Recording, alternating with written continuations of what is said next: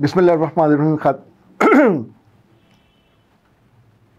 बिस्मिल्लाहिर्रहमानिर्रहीम खातिन हज़रात, मैं हूँ अख्तर अब्बास और आप सबको अस्सलाम वालेकुम।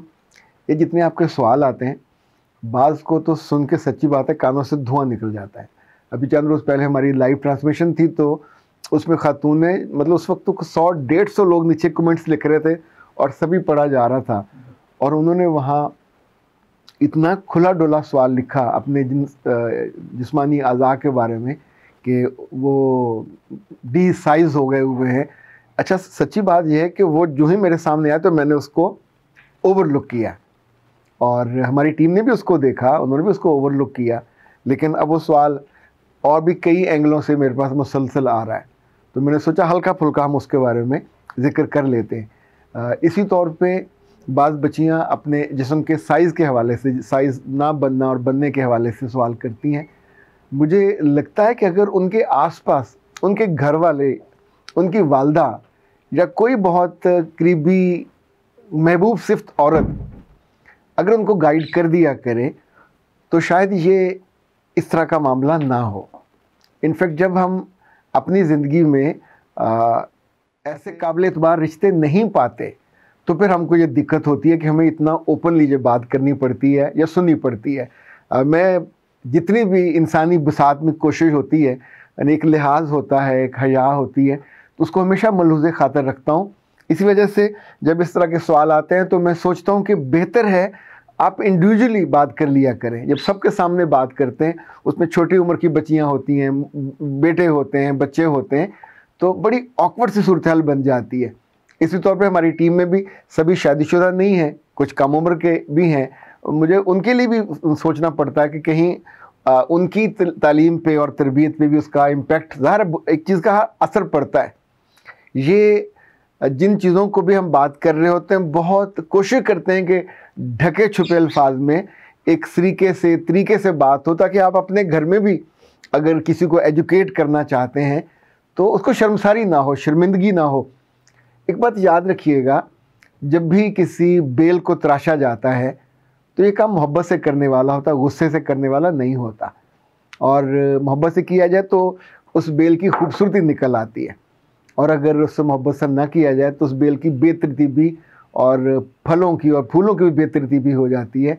तो जो आपका अपना जिस्म है, इसके बारे में चाहे शादी से पहले, चाहे शादी के बाद, चाहे शादी के 10 साल बाद या 20 साल बाद कहीं को प्रॉब्लम होता है, आप मेडिकली अपने आप को अनफिट महसूस करते हो या किसी तौर पे आपको दिक्कत हो रही होती है या आपको अपने मियाँ से ताना मिलता है या कोई ऐसी चीज़ होती है कि ज़ाहिर है जो आपके लिए एम्बैरसमेंट का बायस होता है, तो उस पर सुड़ने कुड़ने और अपने आप को इल्ज़ाम देने की बजाय फ़ौरन उसकी ट्रीटमेंट करो। इल्म को और हिकमत को इसीलिए इंसानों को दिया, और इंसान के वजूद में इवन देखें लोगों के शक्ल और चेहरे पे किसी का नाक छोटा बड़ा हो तो उसकी इस्लाह हो जाती है।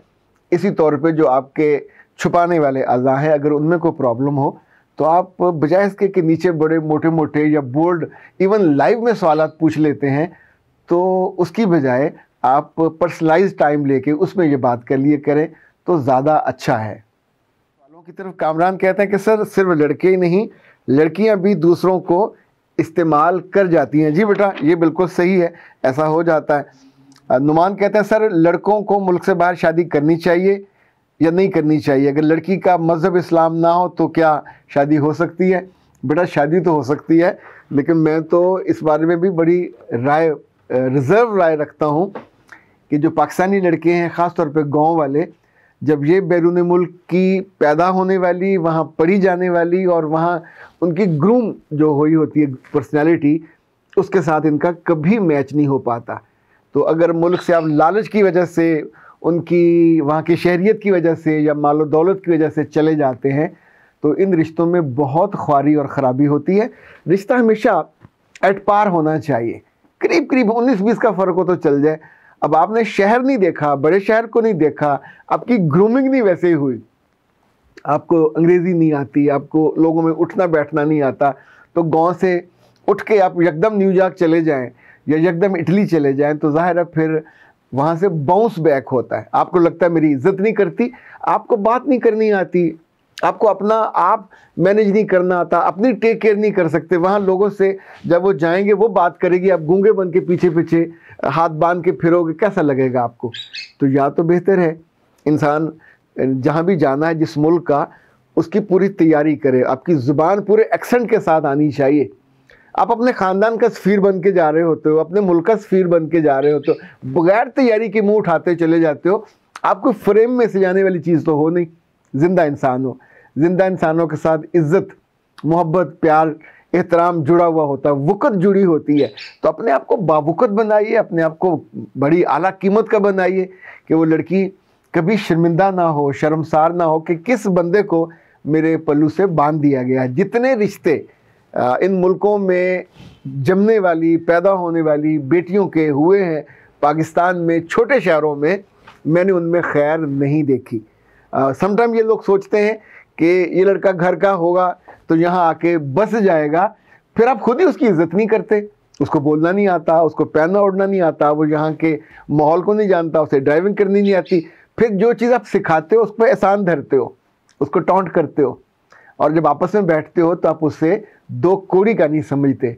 तो ऐसे में रिश्ता कैसे चलेगा? जो ही वो स्टेबल होगा, जो ही उसे ज़ुबान आएगी, उसे नौकरी मिलेगी, तो उसे एक एक दुख जो आपकी ज़ुबान ने उसको दिया उसको याद रहता है। इवन लड़कियां मैंने देखा कि जो समझदार होती हैं, अब हो गया तो मैनेज तो करना है, सुबह होल्ड करें। कितनी लड़कियां ऐसी हैं जिनको लड़के गांव से लेके आते हैं, उनको ग्रूम करते हैं, ओढ़ना, पहनना, बोलना सिखाते हैं, उनको तो बात करनी नहीं आ रही होती, पर ये लोग उन पे एहसान नहीं धरते, ना उनको शर्म दिलाते, ना उनको ताने देते। जो भी ताना देगा, लड़का हो या लड़की, ये छोटी हरकत है, इट्स अ मीननेस।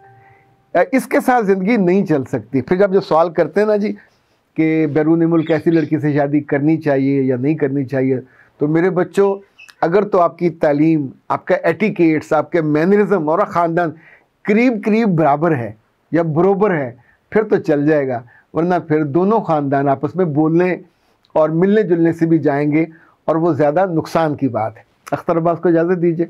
अस्सलाम वालेकुम।